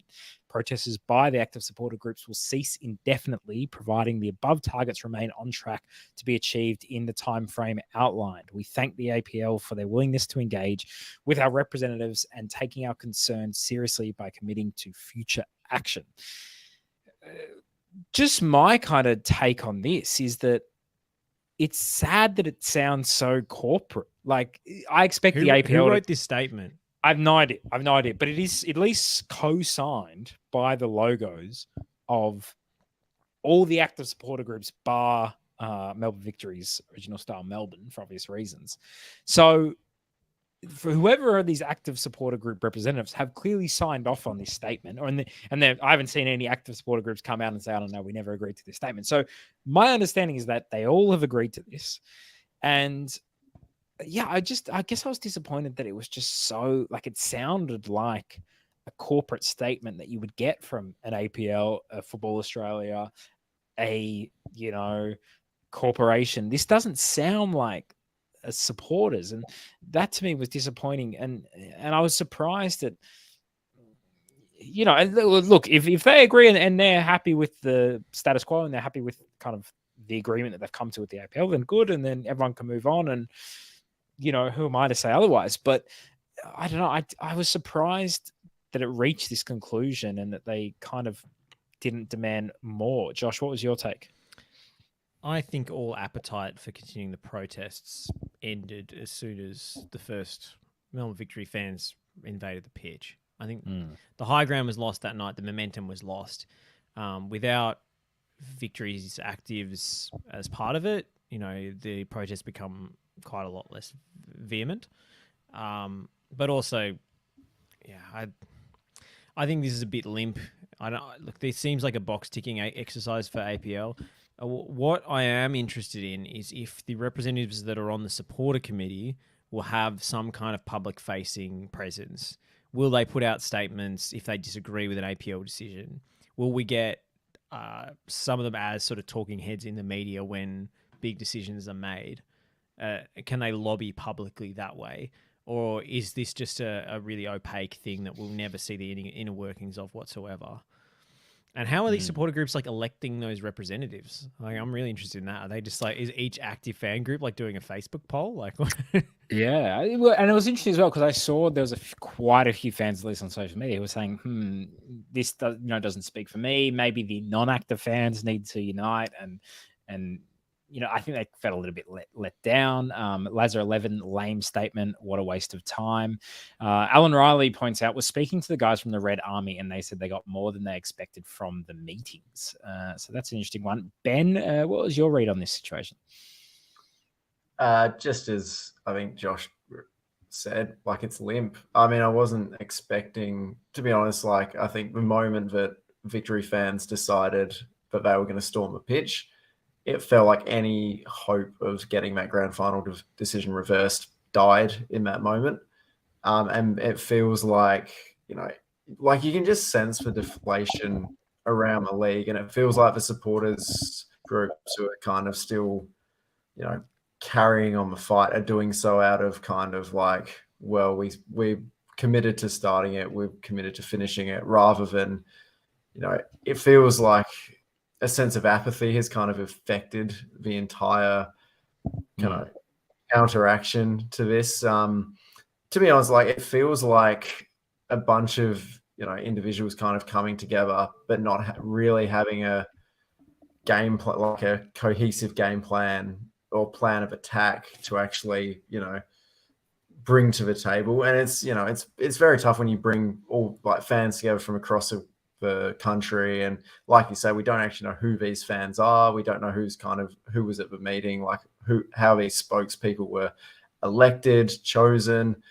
But to me, it's kind of also what I expected. Like as soon as members from OSM stormed the field and decided that this is how we protest, it felt like, and you know, even in the aftermath of that, it just felt like this was how it was going to end up, with a very meek supporters statement, because the supporters have realised there is no conceivable way that we can get the grand final decision changed now, and we're just kind of it almost feels like they're going through the motions. And you know, for them, for this kind of this conglomeration of fan groups to be successful, they need to actually affect change, and I just don't see it happening at this point. I think, as everyone said, like as soon as that derby storming the pitch happened, everything died. Any orifice of hope in that moment ended when a bucket was thrown at Tom Glover, and it kind of feels like a lot of fans feel the same way, and just every kind of protest since then has just not had the same cut through. Like the Glory fans, I believe there's a group of Glory fans who actually aren't going to games anymore, and they're watching the games from a pub, but like hasn't really had the impact, because everyone's just kind of accepted defeat now. And I think big part of that was the horrific scenes of the Melbourne Derby. So yeah, it's just I think Big Sigh just kind of captures the mood, really. Yeah, apathy is the word, isn't it? I mean, it's interesting that the APL was kind of, well, I don't know if they choose this path, but they won. They rode out the storm. You know, Danny Townsend, Paul Lederer, all these guys, they rode out the storm. The narrative changed with, you know, it's still a negative image for the game, but it totally shifted the discussion when the pitch invasion happened. They essentially going to, you know, pocket the money, and the protests have died. And that's not what we thought was going to happen at the time. There seemed like real energy and real anger, and this wasn't going away anytime soon, and they were going to be made to pay for this if they weren't going to overturn the decision somehow. You know, ink dry on the contracts or not. But because the focus has been shifted, they've essentially gotten away with one of the more indefensible decisions in Australian football history. Matthew Pappas says via YouTube, there's a new group called Football Supporters Association Australia, which is meant to represent all fans. They have a website and social media platforms, a few hundred already on.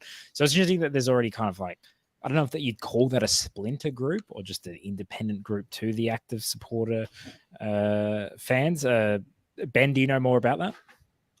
No, in fact, my kind of, when I first saw that kind of email, or I can't remember if I saw it on email or it was doing rounds on social media, I actually thought it was the group of the 12 kind of supporters groups who were talking to the APL. So it's very surprising that we seem to have like an offshoot already. But I just don't know how much power this group will have. I don't know enough about them. They haven't been kind of front and center of the conversation in a way that, you know, I believe one of their key members was in the live stream comments earlier in the show. So if you care to shed any light, please chime in. Come on the show. Joey, you've kind of spoken or you've tweeted about this. Can you give us any more information or your take on the fan statement?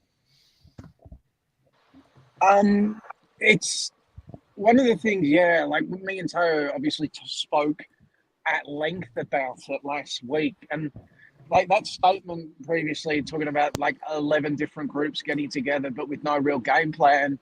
I mean, you can sort of even see that in the wildly divergent statements that they've made. I mean, last week we were talking about a statement that ended with "rest assured, the APL will be held accountable," and then a few days later we get this corporate speak statement coming out, and that was predicated by the initial statement that went out. That one felt the most combination of professional but still passionate. Like, you could clearly tell that the Melbourne Derby had knocked the wind out of their sails, but there was a shifting in priorities, and they were going to try to get concessions out of the APL. It's been interesting. Like, when that statement came out, obviously fired off an email to the APL. Should be getting an official statement from them during the next week. But just hearing some of the things, apparently hasn't been very well publicised, which maybe speaks to the disconnect between actives on Twitter versus general fans that maybe are more common on Facebook and the like, or just even not active on social media that much. There's been numerous meetings, apparently, with fan groups over the festive period and Christmas. A lot of them, like the APL, put out the call to clubs. Clubs would organise meetings with fans, and that took place with fans and supporters setting the agenda, as was the case with this meeting with the actives. It was the actives that came in and set the agenda. And from what I can gather, these moves towards an independent chair, an independent director, moves towards establishing a supporter advisory group. These have already been in the pipeline for quite a while, which again raises the question of just what concessions were actually extracted at this one meeting between active support groups and the APL. It's a weird situation wherein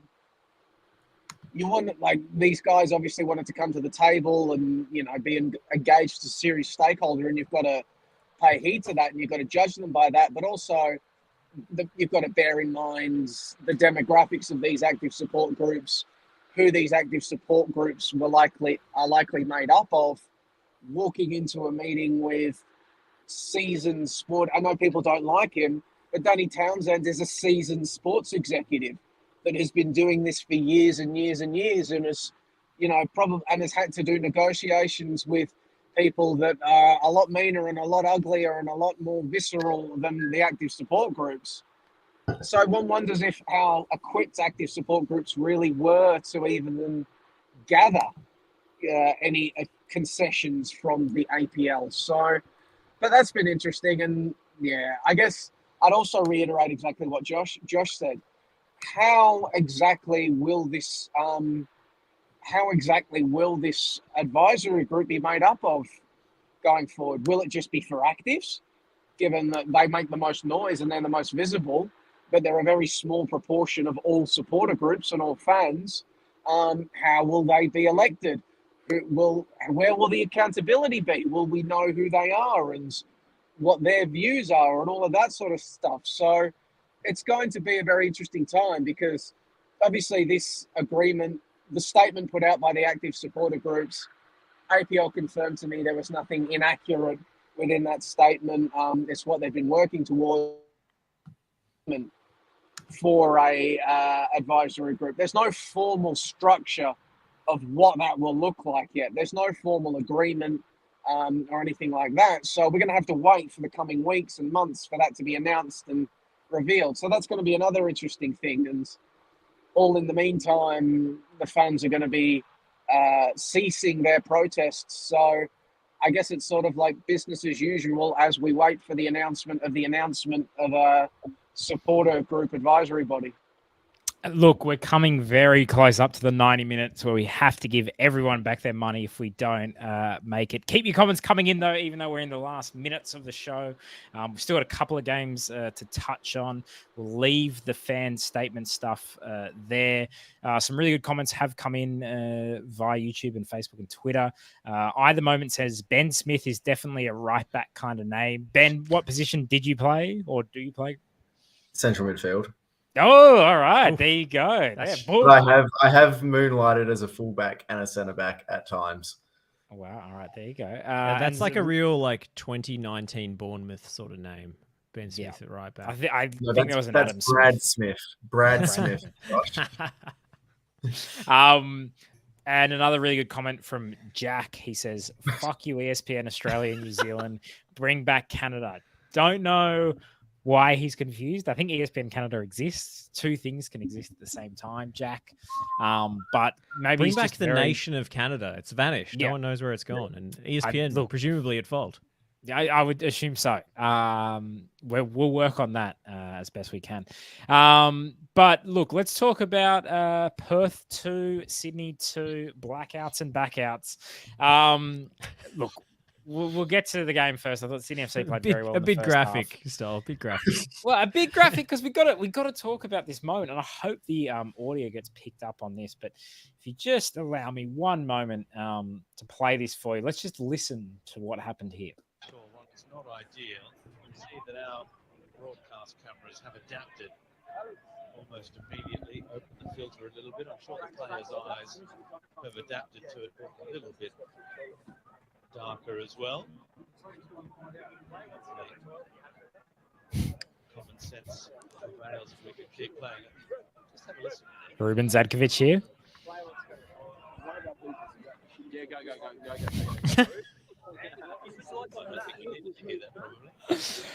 One of our players is about to shit themselves. Ben, do you have more on this being the Perth local? Can you explain who was the player that was about to shit themselves? Well, to channel my Chris Kamara, I saw him go off, but I thought he was just been substituted. There's a bathroom break, but for who, Ben Smith? I don't know, has it? Was there any confirmation on who that player was? I don't think there was, because the first I heard of it was people asking me, do you know who needed the toilet during the blackout? And I actually felt like Chris Kamara at Fratton Park. I was like, I don't know, has there? Like, it was. Let us know in the comments. Who do you I've got an answer on this. I've got a conspiracy theory, actually, because I've studied this footage like the Zapruder film. I've gone through it frame by frame, and I can only conclude that there wasn't just one player who went for a bathroom break. I believe there was a second shitter. Oh. Two shitters. Yeah, look. You can see him adjust his shorts back and to the left. So, look, we have gone past the 90-minute mark, but it's for this amazing content. Tell me this isn't the highlight of the show. If I had known this during the game, I would have asked Ruben about this in the post-game presser. But alas, I didn't hear about it until. Instead, our questions were more. Michael Ramsey from AAP asked Ruben what went through his head when the lights went off, and Ruben's response was, "This is A-League football." He should have said, "This is peak A-League." I wish he'd said peak A-League, but he said, "This is A-League football." It was one of the funniest moments I've been at a press conference for. It was very MPL spec, actually, because they're playing at Macedonia Park, obviously. And there's a famous game. I hate to bring it back to MPL Victoria. Actually, I love to. But there was a famous semi-final between Avondale and Bentley Greens, where there was a crazy comeback, finished 3-3, I believe. But the lights went out, and Avondale staged a comeback afterwards. There's this big delay, so we had massive added time. And Jonathan Germano, who people might remember from Melbourne Heart days, scored ridiculous free kick in the last minute. So just playing at the MPL ground and having the lights go out was like, this is football heritage.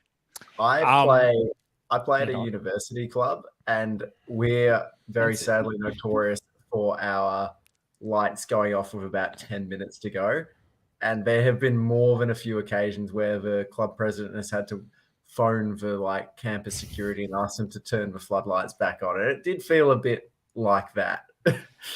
Yeah, look, but can you explain to us kind of the vibes that are happening now, kind of at Macedonia Park? And because I think at the start of the season, we were a bit worried for Perth Glory. We thought, oh, it's going to be another disaster. It does seem like there's, maybe the lights are going out, maybe players are shitting themselves, but there does seem to be a little bit of positive vibes about the place, or am I reading too much into it? No, it seems like it's going quite well. It's a very interesting case study, and I think it's been a glimpse into what life might be like for Perth Glory if they do ever decide that the rent at HBF is too much. Tony Sage has been on the record multiple occasions about how HBF is a very expensive venue to rent. They would need, I feel, significant improvements if they wanted to play there, permanently. For starters, like the press box is actually the club room and there's not much elevation, and the facilities would need a bit of a helping hand. But it's doing a good job in a bad situation, and I think Sterling Macedonia have been very good hosts. The crowd atmosphere has been really good. Like the limbs in front of me when David Williams scored the header yesterday, were really good. By the atmosphere on Tuesday night against Brisbane was actually quite good. Apparently there was a group of like teenage Glory fans who were causing a bit of a ruckus in a healthy way. The fact there were a few people on Twitter saying the Glory youth were doing a good job in the crowd. So it's been good. Yeah, good on them. Yeah, we always talk about the youth not getting a good run, and they're doing their chances no harm of repeat appearances. By the sounds of it, it's been from fans I've spoken to, it's been quite a good experience. I know there's been a couple of concerns that there's not the kind of temporary stands. There's not as much elevation as they would like. The temporary lights that don't stay on the whole game. That's an issue. It's also very windy at Macedonia Park, which is, it's probably 15 minutes from the coast, but most of Perth is 15 minutes from the coast. So just a bit of brag there, but it's been must be nice. Must be nice. It is nice. Went for a nice dip at City Beach last week. It was good weather. But yeah, like it's actually really windy at Macedonia Park, and it's like catches you off guard. I think Glory even tweeted yesterday something along the lines of, "We're not your mum, but we'd recommend you bring a jacket or a sweater of some." That's good stuff. Even though it's quite, the days are quite hot, at night it gets quite cool, and the wind, like Perth is quite a windy city, I've found, but like even at night, the rivalry with Wellington continues. I've been to Wellington, and in would be autumn, and Wellington autumns are incredibly windy.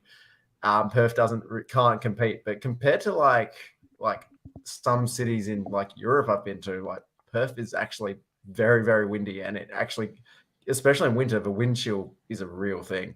And I found like some of the teams have kind of said Macedonia Park is a hard place to come because like the facilities aren't what they're used to. The crowd's right hard to find. It's covered in darkness.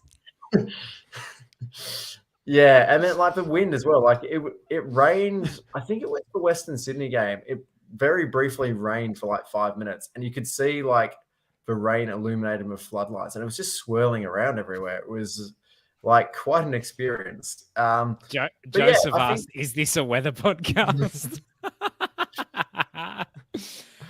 Look, interesting times at Perth. Josh, I want to talk about Sydney FC a little bit.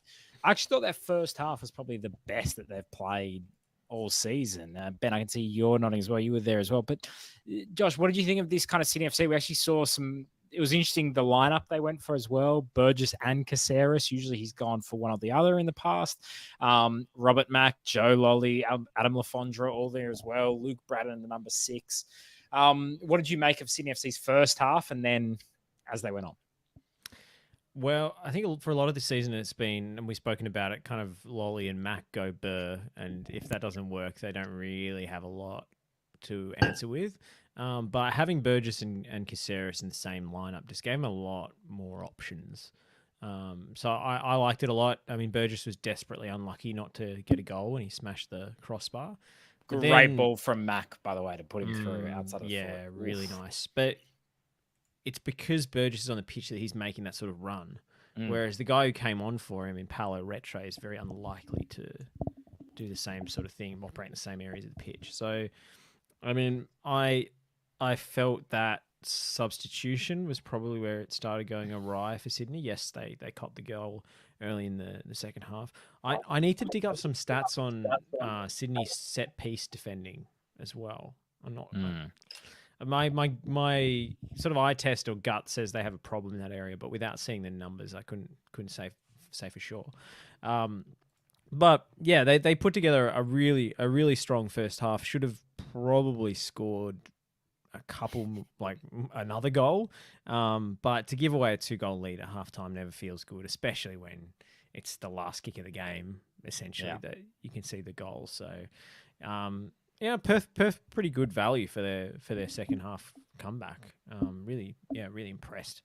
And good to see David Williams back doing his thing. I remember I did an interview with him on FNR a little while back when he was playing in India, and there was a lot of COVID lockdown stuff going on, and they had like a bubble league happening. And the interview went for ages because I think he didn't want to stop talking because he was lonely. Oh, that's nice. He's such a nice guy. David, come on the pod if you're lonely, my friend. Come on this pod. It goes way too long, and we talk copious amounts of shit. But Jess, yeah, it's nice to see him back in Australia and scoring goals because he I think struggled to get another A-League contract, and obviously he was on good money in India and reticent to give that up. But I think some people thought his A-League days were behind him. Clearly not. No, but he was so good back in the day, Wellington. Jess Summit says Ben Smith is a great weatherman name, and then Carrot says Ben Smith, Australia's best everyday weatherman. I agree. I think he'd be an amazing weatherman. I'm going to talk to Channel 9 about that.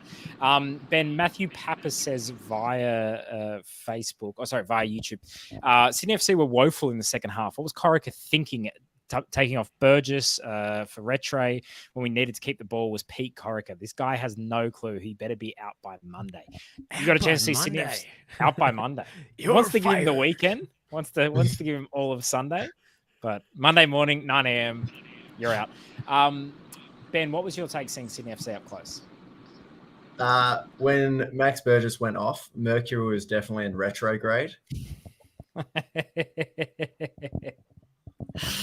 Very good. Very good. It's very good. Yeah, I thought Sydney were a bit unlucky to not get 3 points. I thought they were the better team. Even in the second half, they had a couple of chances. Cameron Cook was kind of called on a couple of times to stop like deflections from crossing the line. I think it was Robert Mack had a good chance in the second half where he kind of had the ball on a string in the box and just kind of shot wide.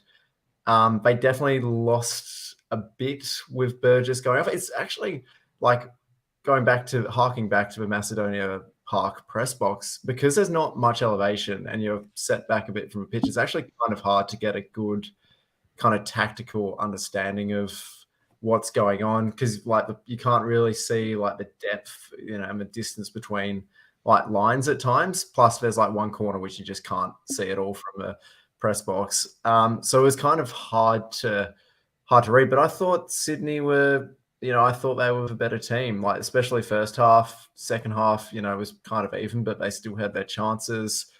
I wondered pre-game whether Glory would put Aaron Gerd under pressure in defensively, and they didn't really have it. You didn't really get at him, I felt.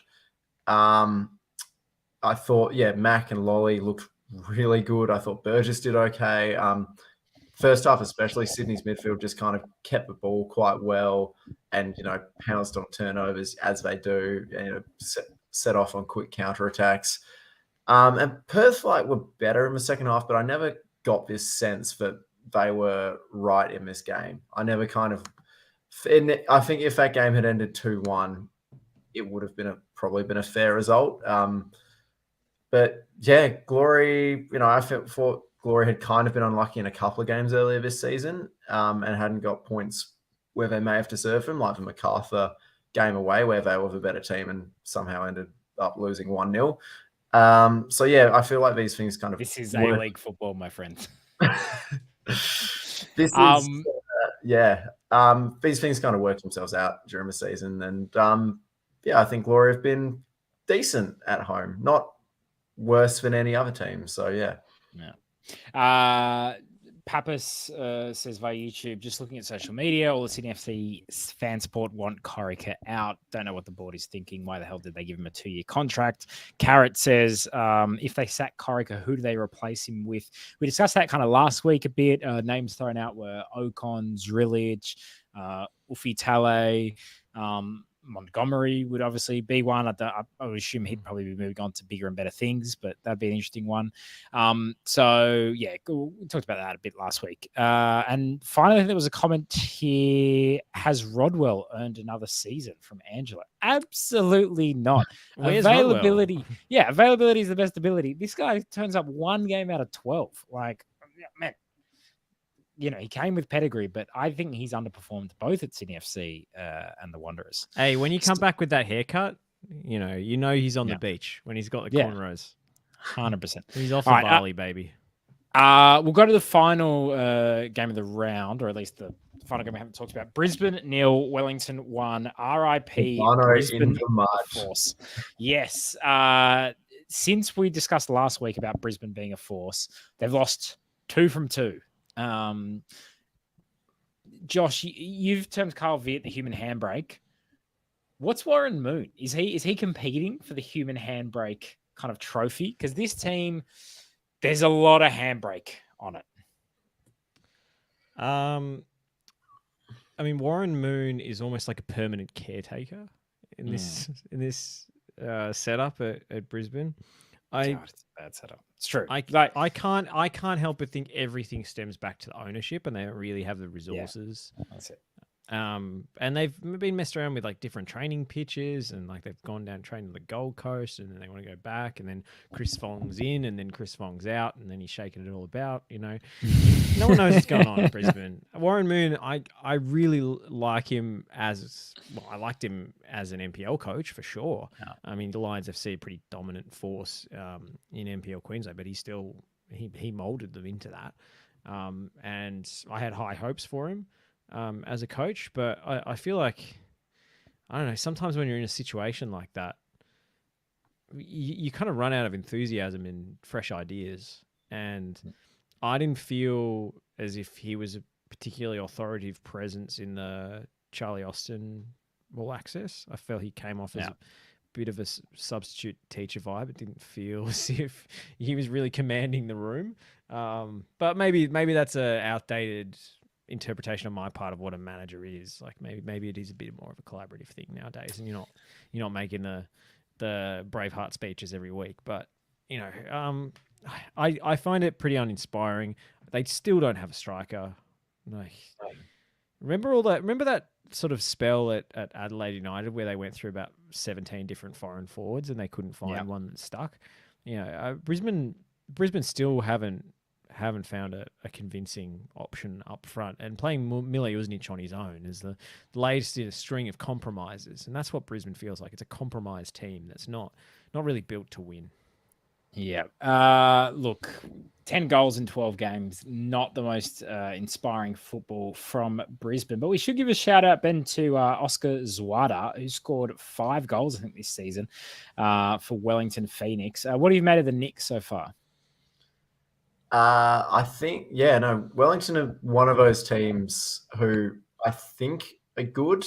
I don't know if any team apart from Melbourne City and probably Central Coast in this league are good. I think the Knicks are probably right up there with them. I've enjoyed watching them this season. It feels like previous years they were kind of the neutrals' favourite but weren't getting results. This year feels like they're maybe not playing quite as aesthetically pleasing football, but they are actually getting results. They're grinding out performances on the road, at home. The foreigners have really kind of settled in now and really are hitting their strides. Awada's been a good pickup. Like Bozadar Kraya has been really fun. And yeah, just good times in Wellington right now. It feels like they're kind of slowly starting to mount a pretty convincing case for for finals football. And boy, I'd be embarrassed if I'd said they'd finish outside the top 6 this year. Carrot says Welly are 4th now. They've really slipped under the radar. They haven't slipped under the radar, mate. This table is lying to you. Let's have a look at it. It's Melbourne Victory are last on 11 points. Western Sydney are 3rd on 19, 8 above. 3rd and last is separated by 8 points. Joey, is the table lying to us? Is there any other final thoughts you want to give us before we wrap up? Of course, the table is lying to us. We've said, like, almost every team in this league is a differing shade of mediocre. It only takes 2 or 3 wins on the bounce before all of a sudden you're back playing finals football and potentially even challenging for a home final.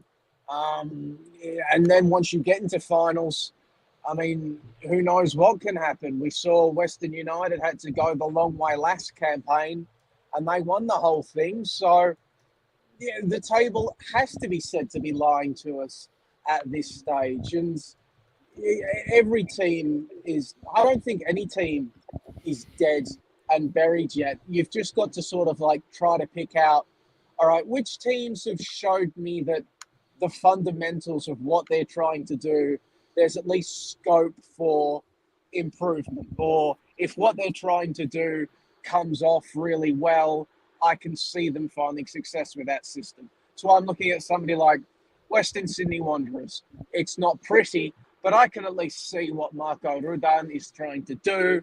And I know that if they do that well, they will be able to mount some sort of challenge. Meanwhile, I look at somebody like a Melbourne Victory right now, and you have your doubts unless they can figure out what's going on. I think more with their midfield than their attack. You have doubts about them playing finals football. So you really have to try to dig below the surface because the table really is lying to you. Jess asked if you're in maximum security with no camera. We wish. No, he is driving right now. Guys, any final thoughts before we wrap up the show? We have gone a little bit over time, but we aim to keep it under 2 hours. I got to say, I have one incredibly hot take galaxy brain thought for the A-League that actually I'm not even going to share on this pod because I feel like the public is not ready for it. Like, it is that spicy.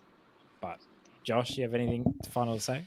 Oh, I just wanted, in order to, comply with our ACCC requirements, I just wanted to say that if people want to process their refund for this program of $0.00, go and follow us at TNC Football on Twitter and subscribe to the ESPN Australia New Zealand YouTube channel if you haven't already, and you'll get that check in the mail.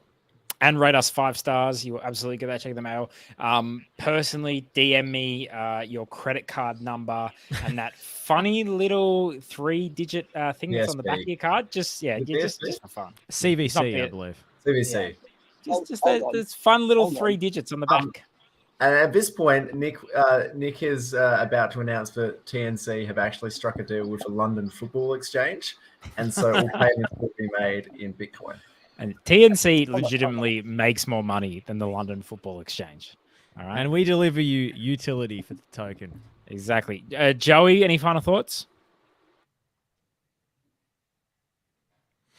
I will take that as a no from Joey. I'll take that as an absolute no final The crickets, the dead silence of the end of a right. TNC episode. All right. Well, guys, thank you so much for joining us. It's been a hell of a ride. We've talked about players shitting themselves. We've talked about lights going out. We've talked about sanctions, fan statements. Is there league? Do we have league? Is Ben Halloran the most underrated player in the league? So much. We couldn't have done it without you. We look forward to the belt. Go on. The belt. We spoke about it. The women's belt. Go. Speak to the women's belt. The women's belt changed hands. Western United lost to Western City Wanderers. That means that we have a new A Liga Femenina belt holder. And we who are is going to it? give it Western Sydney Wanderers Bolden, the Philippine International. Stadge takes the belt. Stadge's stable takes the belt. Alana Chern, it's remarkable. Both our Western United belt holders this season have lost their belts in games where they didn't actually play. Alana Chern not featuring against the Wanderers, losing it to Bowl. Yes, so that's the thing. And we didn't discuss A-League Women's, but I don't know. Tune into the Far Post, our stablemates at ESPN for that. Enjoy your week. We hope to see you next Sunday. But until then, from me and the whole team, thanks and success.